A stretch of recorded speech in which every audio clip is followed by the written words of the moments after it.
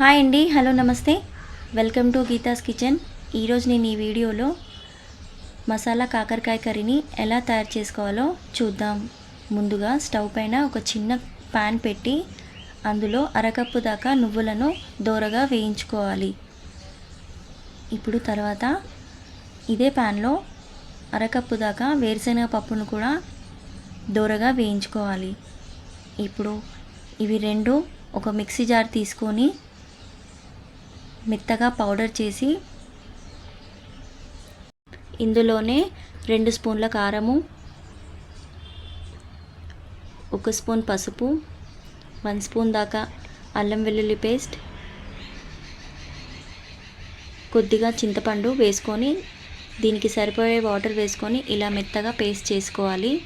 ఇప్పుడు స్టవ్ పైన ఒక కుక్కర్ పెట్టేసి అందులో 3 స్పూన్ల ఆయిల్ వేసుకొని అందులో 2 ఉల్లిపాయ ముక్కల్ని ఇలా సన్నగా కట్ చేసి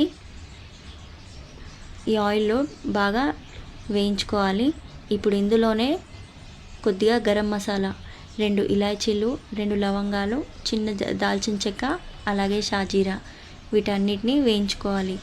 ఇప్పుడు ఇలా మీడియం సైజులో కాకరకాయ ముక్కల్ని మొత్తం విత్తనాలు లేకుండా కట్ చేసి బాగా ఇందులో ఆయిల్లోనే బాగా ఉడకనివ్వాలి.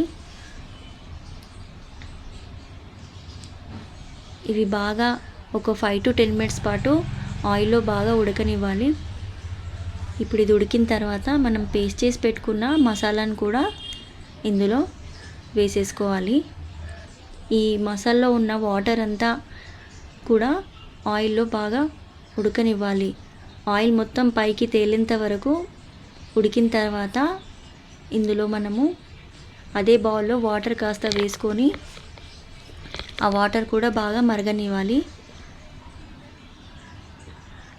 ఇప్పుడు ఇందులో రుచికి సరిపడా సాల్ట్, కొత్తిమీర, పుదీనా, కరివేపాకు వేసి కుక్కర్ విజిల్ 3 విజిల్స్ వచ్చేంత వరకు పెట్టాలి.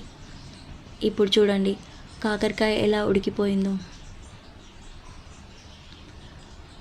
చూసారా. ఇప్పుడు దీన్ని ఒక బౌల్లో షిఫ్ట్ చేసుకొని చపాతీస్లో కానీ బగారా రైస్లో కానీ తింటే చాలా అంటే చాలా టేస్టీగా ఉంటుంది. మరి మీరు కూడా ట్రై చేసి మీకు ఎలా వచ్చిందో నాకు కామెంట్ రూపంలో తప్పకుండా తెలియచేయండి. ఈ వీడియో కనుక మీకు నచ్చినట్టయితే లైక్ చేయండి, షేర్ చేయండి అండ్ సబ్స్క్రైబ్ చేయండి. థ్యాంక్ యూ ఫర్ వాచింగ్ అండి. బాయ్ అండి.